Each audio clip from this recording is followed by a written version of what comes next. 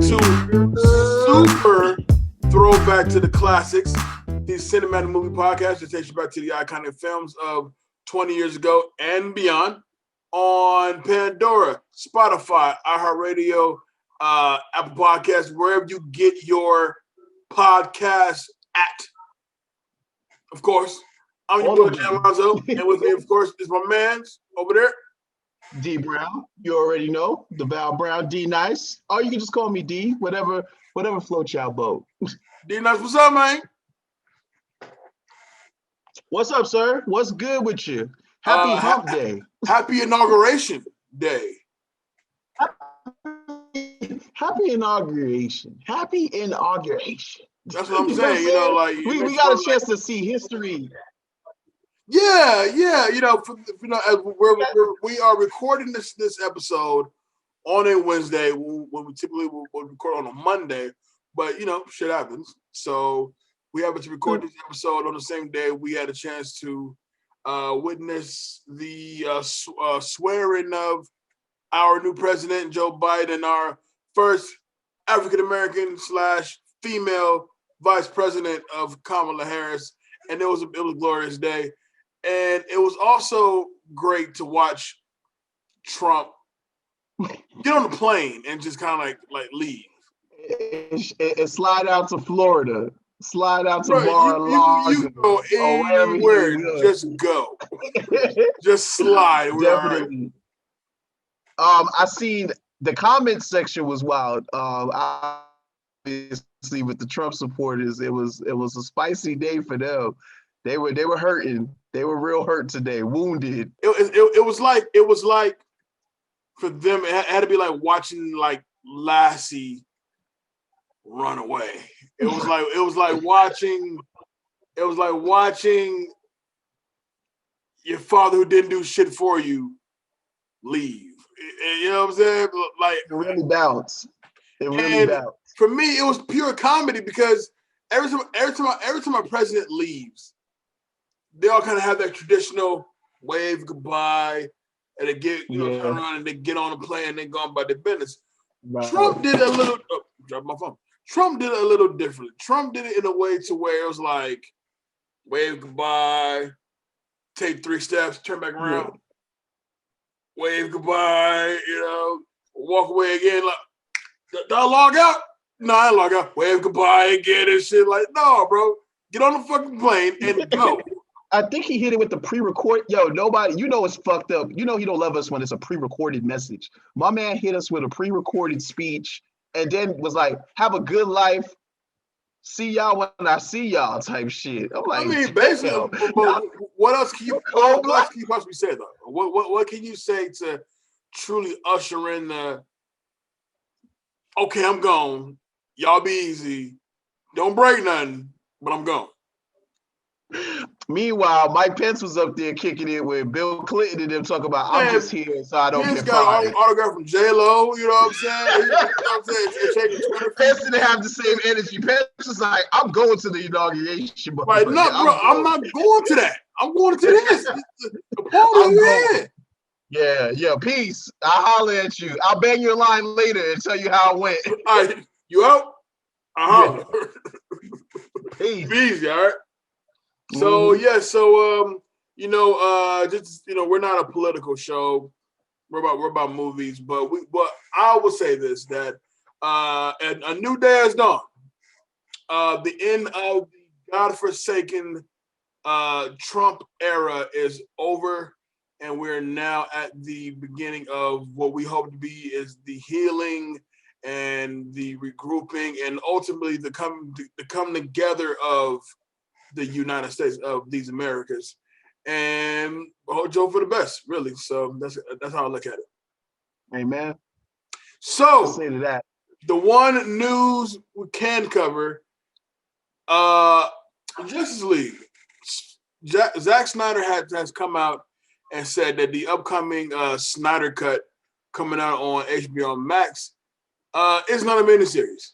It is 100% a 4-hour movie. Personally, like I said, I want to sit through church for 4 hours, let alone a whole movie. And especially for a movie that I didn't like the first time I saw it. So convince me 4 hours is what I want to do. There's got to be some real compelling deleted scenes for me to sit in a 4-hour superhero epic that was technically not epic. The theatrical didn't hit. And hey, the saving grace is that Josh Whedon's footage is not being used for this. So Zack Snyder truly is giving us his vision. But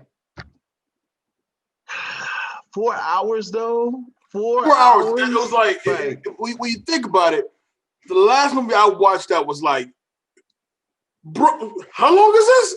Is The Irishman. The Irishman is what, 3.5 solid. Yeah, Irishman was a two-day affair. Like I couldn't sit through that. Release that joint into that was a 2-day affair. It had to be. But I turned it into a mini series at one point. Oh yeah, I'm gonna timestamp all that shit for sure. But so, are you gonna watch it? You're gonna watch it then? I'm gonna watch it. The question is, am I gonna make it a part 1 and a part 2? I probably am gonna make it a part 1 and a part 2 in one sitting. Either that, or I'm like really bored. I'm like, yo, I got a whole day to kill and watch. Do you know how bored you gotta be to commit to 4 hours to one movie? And this is no disrespect to DC fans. No disrespect, because I'm a DC fan. Look at this. Look, I'm a DC fan. I like Superman and Batman and all that shit. And I didn't like Justice League. I just felt for a team-up movie, it did not bring the heat that it was supposed to bring. It was rushed. That's one. BVS was rushed. The whole DCU is rushed. So Save Martha. Save Martha. Yeah, just trash execution, but dope visuals. Zack Snyder has dope visuals, and from the little cuts of the deleted scenes that I've seen with the action and Batman's tone, like he's not on that comedy bullshit that Josh Whedon had him on, it does look promising, and my curiosity is piqued. Will I watch the full 4 hours in one day? Probably not, but time will tell. We will see. And honestly, my final review, will it be good? Will it change my mind? Will it change anything? Absolutely fucking not. Oh, no. HBO Max is going to provide us with so much content we can review. Because Little Things drops next week. And I cannot wait to watch Little Things. And then Judas and the Black Messiah is a week after that. I can't wait. I can't wait to get into it. But all of our top 10 movies are there. So on HBO Max, we're good to go. So we're good. Today's movie, today's the first super throwback of 2021. And didn't you choose this movie? You chose this movie. This is an original choose. Like I chose this for a reason, because this is a personal attack for me. Like this movie, this one is deep because Macaulay Culkin was the Home Alone kid. He was the innocent kid. He was, well, I want to call him innocent because even Kevin McAllister had a sinister side. You know, when the going got tough, he needed to do what he needed to do. But this particular one, my moms took me to the movie theater to see it, and it always sat with me. Like, it always left an impression on me. I said, yo, moms, what did you take us to? Like this, I can't even look at this kid the same way after this movie, like, for real. So, but what's funny is, and it's still good. Now we're talking about 93. Okay, 93. 93. So, are we saying that this came Home Alone? Right. This movie, Home Alone 2? Home Alone 2 even dropped. Remember, because Home Alone 2 dropped 1 year after the first Home Alone. They went right into the kitchen with the second Home Alone. And then came this. And this came. So basically, Kevin McAllister was the PG version of what this motherfucker is. Think of Kevin McAllister, but the rated R version. Home Alone? Bitch, I'm a killer. What? Yeah, because technically Marvin Harry died, but they died in a comic fashion. Right. Because they should have been dead with all those booby traps. Like the Oh shit my he God. was. So, Yeah. all right. So, taking it back to Super Throwback, the first Super Throwback of 2021, we are going to be talking about The Good Son. Original release date September 24th of 1993. Shares opening weekend with Bofa, Dazed and Confused, The Program, and War Like the Armageddon. Yo, the program was a dope movie. The program is that joint. The program and that infamous deleted scene. Nobody talks about that, but I remember it. And don't sleep on Dazed and Confused. You can't. Oh no, Dazed and Confused is awesome. Matthew McConaughey, let's go, man. Best stoner in the game. Let's go. Now, production budget was $60.6 million with a box office total of $17 million. This movie didn't make shit. And 26% on Rotten Tomatoes. Okay, so let's start from the obvious. The 26% on Rotten Tomatoes. Is that fair? No, absolutely not. What would you? 60%. 60%. And I'm gonna tell you why. Yeah, I'm gonna give it a 60. In fact, I might even give it a 65 because I really enjoyed A Good Son. I enjoyed this movie. I enjoyed this film. And I'm gonna tell you why I enjoyed it. Because I was a fan of fucking Macaulay Culkin. And it didn't really necessarily show his range, but this was a movie you did not expect him to make. And he was solid in it. He was good. He was him, but he took it to another level. He took it to the level you wasn't expecting. Like, oh, you really evil. Oh, like, you really crazy. You really crazy. And the supporting cast helps that part of it in the situation. So after revisiting it, I can't say it's a bad movie because it still did something to me emotionally. I'm emotionally attached to this movie because it's the only movie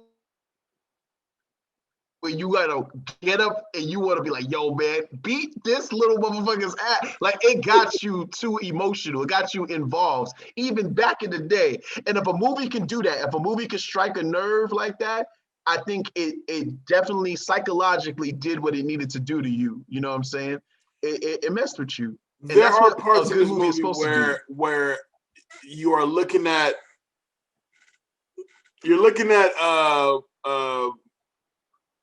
what's the fucking name? I just a little bastard. Oh, Henry. Perfect name for a psycho killer kid. Henry. So Henry. All right. So when you watch Henry do what he does, but more than that though, like tell him Mark, like, yeah, go ahead, tell my mom. I'll kill you next, bitch. Like the mind games. Ooh. Do you want to fight me? Yeah. Do you want to fight me? So I'm trying my hardest not to shoot ahead, but man, the mind games that were being played from the beginning, it's almost like, oh, I knew you was coming. I knew you was coming from day one. I've been messing with you since day one. I know why you're here. I've been waiting for you at the front door. I've been waiting to fuck with you. I've been waiting for you at the front. I wait for you at the front door. Like he had Mark on his calendar. He had Mark on his calendar. He said, "Oh, Mark's coming through. Oh, I'm about to give him a lesson, a re-education." Buddy boy, I'm waiting on you, buddy boy. Yeah, but yeah. This okay. So and it's about how this movie has aged because after this movie, we're talking about Macaulay Culkin went into Richie Rich, and he went into Getting Even with Dad. Richie Rich is not trash. Let's no. Whoa! Hold on! Stop! My apologies. Page Master, not trash. No. Richie Rich was serviceable. Richie Rich was serviceable. It was serviceable. I wanted to be Richie Rich. You know what I'm saying? Silver Spoons, Ricky Schroeder, all of them. We all wanted to be all that. You know what I'm saying? So I'll take that back. And I remember Richie Rich used to come on HBO a lot, and John Larroquette was in it. I used to watch Richie Rich. I was on Team Richie Rich. That's when his property value started dipping a little bit. Getting Even with Dad was like, this feels kind of cheap. Nah, I'm good. I'm good. This ain't where it's at. Like this feels kind of his teenage years. This wasn't it. Right. But this movie, all right. So this, okay. So Mark Evans was played by Elijah Wood. His mom Janice, and the way this movie is structured, right? It's crazy because it opens with that strong, well, not really a strong opening, but you know, Mark's mom is in the hospital, and he goes, "You're not gonna die, Mom. I won't let you die." I'm not laughing because she died. I'm not laughing because she died, but he like, I'm not gonna let you go. The next scene, she's gone, by the way. The very next scene, she died. It took me out because he said, "I'm not gonna let you die. I'm not gonna let you die. I won't let you." We're at the funeral? At the next? I won't let you. I love you, Mom. You're not going anywhere. You're not gonna die. Funeral. Oh, so she died. Got it. Yeah. Right. So Mark, you fucked up. You didn't keep your promise. Mom's died. And you're like 7, so I mean, I don't know. But Mark's father is about to leave on this business trip, and he takes him to Maine, which I don't care how old you are. There's nothing about vacation in Maine that's really welcoming to anybody. No, I've never even been to Maine, but what I've seen in Maine, it does not look pleasurable. I will say this though, shout outs to the director, the way he shot like their road trip, it looked beautiful. Like the way they were driving through the desert. And then when they got to Maine, he did like the wide shot of like the mountains and everything. So I was like, okay, this is a beautifully shot movie for the most part. It looked boring as fuck. It looked cool. You know what I'm saying? Like he was like, yo, Mark, yeah, like Mark, don't shut me out. Talk to me. This nigga rather be on his Game Boy than look at what the fuck was happening like around him. But the one thing that the movie does have that you can never shake, it makes you feel cold. I'm like, ooh, yeah, cold in there. You know what I'm saying? That's a testament to the way it looks. I'm telling you, man, the cinematography in this joint was good. Like I felt like I was there with them. Like you felt like, oh, put a jacket on. Don't just run outside with a regular shirt on. Like, you know what I'm saying? So yeah, I'm with you on that one. I like the way it made you feel like you was there. You was in the moment with them. Fun fact for you. Bro, can I say one thing? The dad is trash. He's trash for leaving on the ship. Yo, the dad kind of low-key just kind of dropped him off and kept going. It's fucked up. It's mad fucked up. Oh shit! But the director of this movie is Joseph Rubin, who also directed movies like Money Train, and I want to say Stepfather. What else did he direct? Money Train and he got Stepfather under his belt too. Stepfather, yeah, you're right. Stepfather. That was a good ass movie. Terry O'Quinn is a fucking gangster in that movie. Right. He's scary as fuck. But okay, so takes him to Maine so he can spend his winter break with his aunt Susan and his uncle Wallace. Uncle Wallace.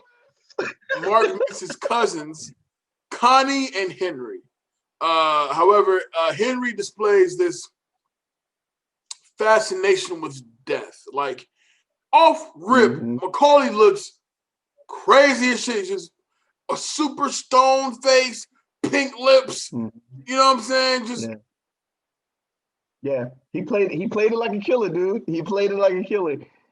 Yeah, you know, and he talks to Mark about the deaths of Janice and his younger brother Richard, which comes into play later on, and it makes Mark feel uncomfortable. Now, I happen to know people even like in my adult age now, and when I was younger, I happen to know people going through life who had a certain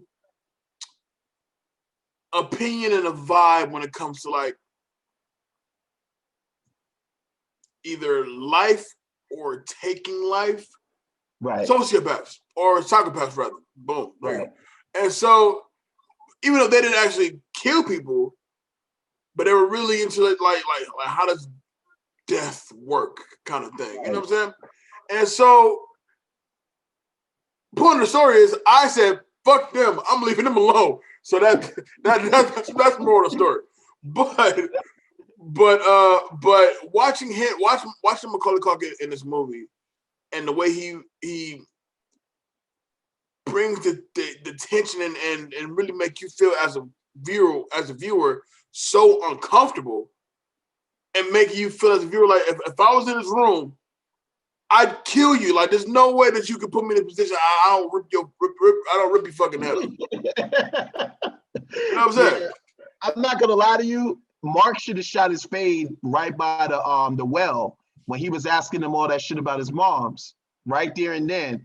He said, yo, was your mom's cold? Was your mom's, did her lips turn pink? All kind of crazy ass shit he was at. Did she turn blue? All that. I said, yo, bro, I'm gonna need you to stop talking about my mom. So we literally just buried her. Like, he called his mom maggot food.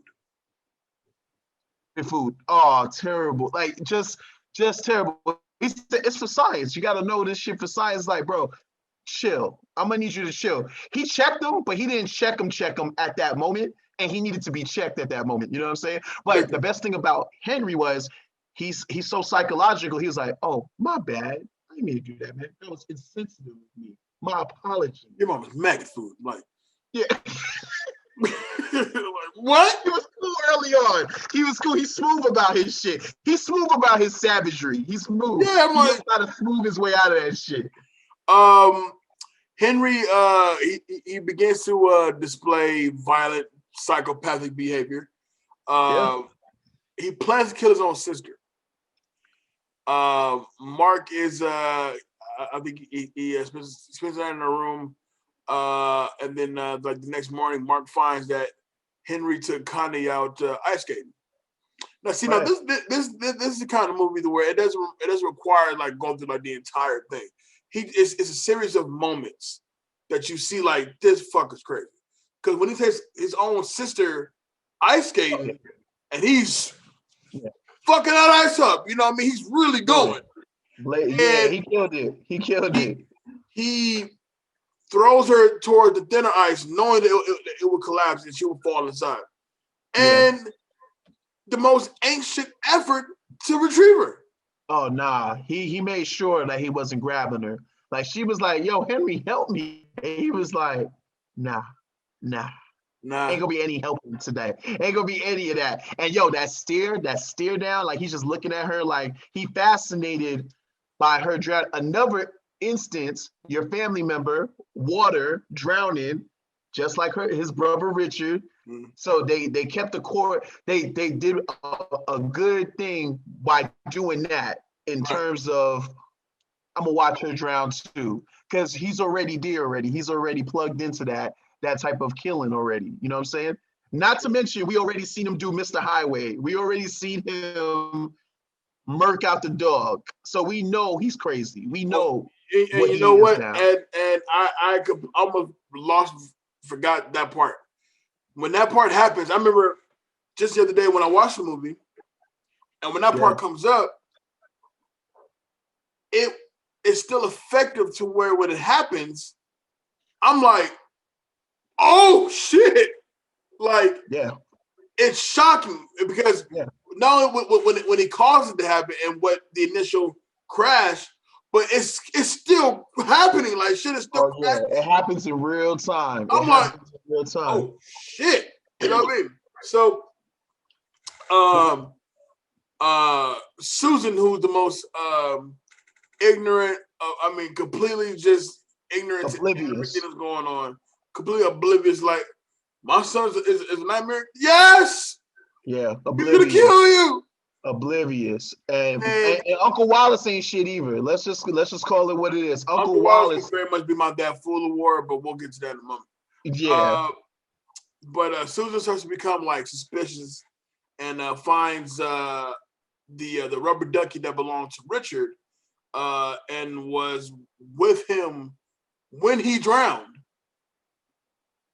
And I'm like, that would be the most eerie thing to find, knowing that's how your child went out. Knowing your child has held on to this thing. Mm-hmm. And mind you, we're reviewing this movie as fathers. I'd kill you. Well, let's keep it 100. You find out that possibly your kid might be the reason why your younger child has died, like extinguished, their life is extinguished.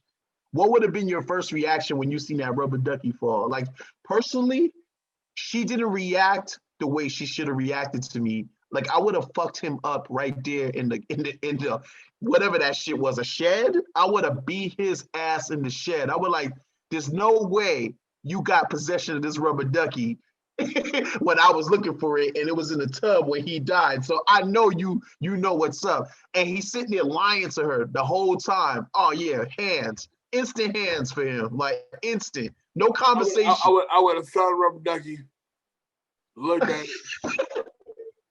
Henry! You know what I'm saying? Or in our case, Devontae or some shit. But you know, Devontae.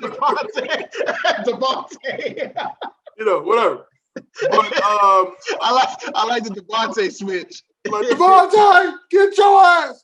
Yeah. Oh, the tug of war. Wait, hold on. The tug of war they had with the damn rubber ducky, where he was like, yeah, and it's mine, and I need to have it back. Like, I can have it back. Like, no, you can't have it back. He goes, give it to me. I'm like, no, you can't have that shit back. Yo. Man. That can't happen. That can't happen. Hey, we're not making a ratio. That can't happen in no black household. That just cannot happen in no black household. It can't. It cannot. You're dead. You're fucked up. I've tried. It'll get you very far. It won't get you far. Tied and ass whoopers all through the day. I gotta tell you.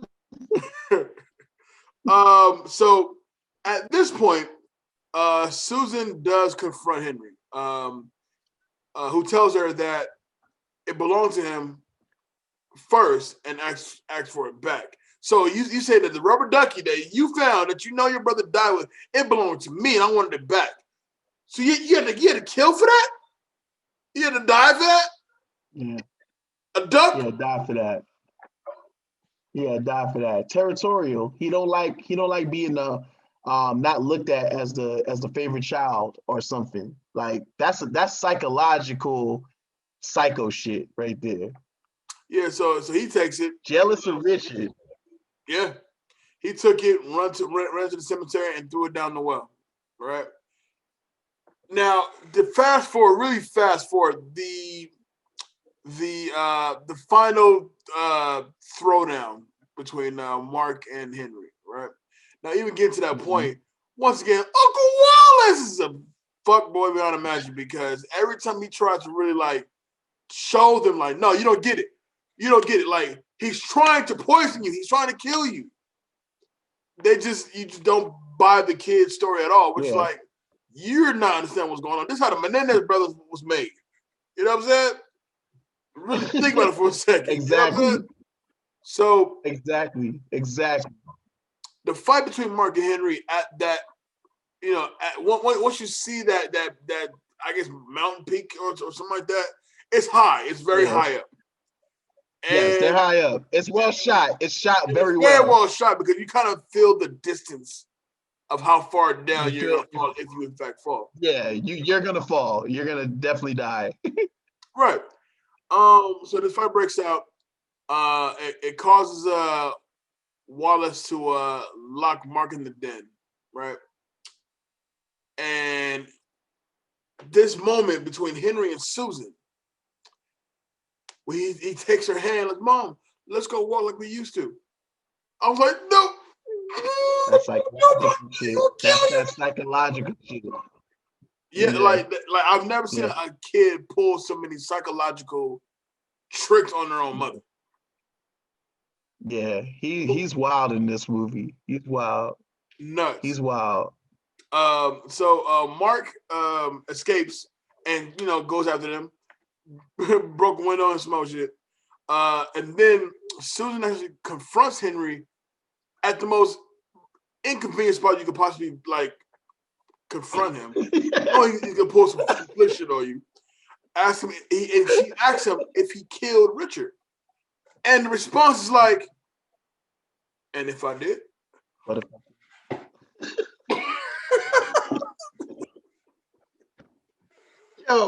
But his face was wild though. His face, his mannerism. He was like, "So what if I did?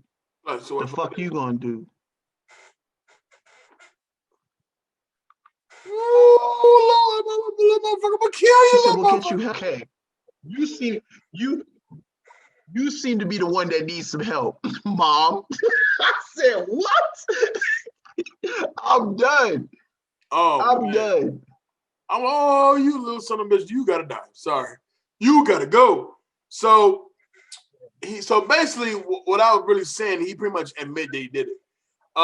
Now Susan tells Henry that he needs help, but Henry takes off running toward the cliff. And of course, Susan follows. At that point, I'm gonna let him go ahead and run toward that cliff. I'll deal with you later when things to kind of calm down. But Go back to the crib. I need to go back to the you go to the crib. cliff? But hold on, in all fairness though, Susan's spot is the cliff. That's her spot to reflect. You know what I'm saying? So it is symbolic that the third act finale had to happen at that spot. Right. So it makes sense. She's comfortable at that spot. So Right. she didn't really think the unthinkable. You know what I'm saying? She didn't think what we knew what was about to happen. You know what I'm saying? Oh man, listen. She's still stupid ass Susan. You know what I'm saying? She's still stupid ass Susan. Even if you didn't see the movie prior to, when you get to the scene when she's looking for him and he comes out and he goes, "Oh, you thought I was gonna jump on?"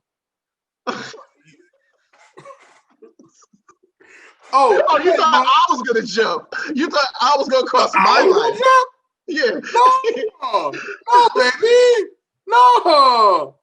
I'm gonna push you over that motherfucker. Yeah, we don't do that around here. What's that Black Panther shit? Nah. He said that shit. Oh, we don't do that around here. We don't do that around here. We do the killing. Oh, Mom, you funny. You funny. You funny. Anyway, get the fuck out of here. Nah, bro. Oh my God. But so he pushes her, she falls over the edge, manages to grab, of course, in typical movie fashion, grabs the very edge of the cliff so she doesn't actually fall. The only branch that just happens to be the one lone branch that's there. She grabs it and she's dangling. So here comes Mark. Mark kind of nowhere tackles him, and they rumble with. Well, I guess not really rumble. A lot of hair pulling, a lot of white kid fight going on right now. He picked the rock up and was like, nah, son. Nah, you losing this fight. Yeah, he's losing this fight. Like, I'm gonna kill you. But they roll and the around. verbiage, he was like, yo, I'm gonna kill you. Yeah. And he said, I'm gonna kill you twice. No, 3 times. I'm gonna kill you. I'm gonna kill you. So they roll around on this cliff. Savage. They roll around on this cliff. And they are pretty much both about to die. They literally fall over the cliff to a point to where, which I'm surprised because the way they fall off the cliff, she was able to grab them both by the hands. Yeah, all right. That was a little weak, but convenient. So she grabs them both, and with only having to grab one of them conveniently, and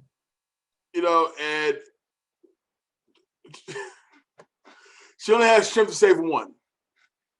And I love it because you have Mark said he just like fresh, like, help me, come on. And then you have Henry like, Mom, pull me up. Millisecond. he was with those psychological games again. I love you, Mama. I love you. No, I didn't try to push off the cliff. Pull me up. I'm your son. Yeah. You know what I'm saying? I like that. Yo, wait, Mom, I love you. Yeah, I'm just saying. It's Henry, baby. You can't let me go out like this. It's Henry. Your little boy. Your booger sugar. Your boy. I'm here. And come on. Your booger sugar. I'm here. She reluctantly lets go of Henry and pulls up Mark. You're like, thank God. But what makes that scene so is that you know how far he's going to fall. to scream on the way down, right? But the last shot of him on the rock laid out is like, damn. Oh, that was savage to me. And then the actual tide comes and like takes the body, and then you don't see the body no more. I said, oh shit. Like, damn. You know what was wild about that scene too? Mark's like cry for help was different. Like it wasn't like I love you or anything like that. His shit was just like, yo, please help me. Help me. Like, don't let me go out like this. You know what I'm saying? Right, because you felt for him more. Yeah, because you know what it is that when Mark goes home, he thinks about Susan's choice to save him instead of Henry, but then he was scared out of his mind. Like it's a wonder, like, would she make the same choice if she could do it twice? Right. Like, you made the choice that you made because your own son showed you he was nutty as shit. But if you weren't already thoroughly convinced, then he's your mom.